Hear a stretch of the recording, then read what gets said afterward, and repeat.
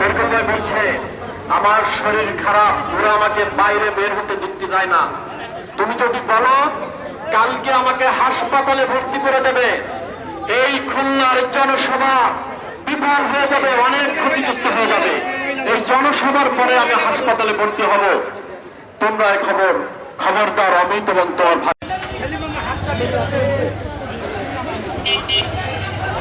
এই মুরগিটা রাস্তা দিতে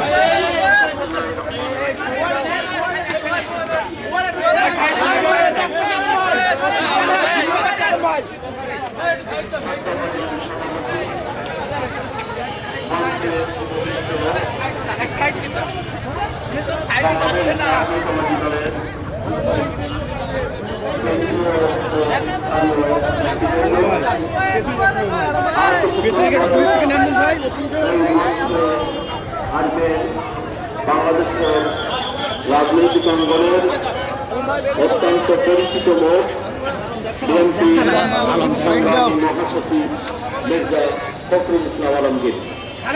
সাথীরা, অনেক বক্তাই এখানে বক্তব্য রাখবেন।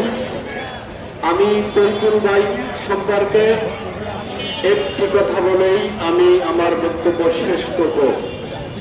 আপনারা জানেন মরহুম তরিকুল ইসলাম তার মৃত্যুর আগ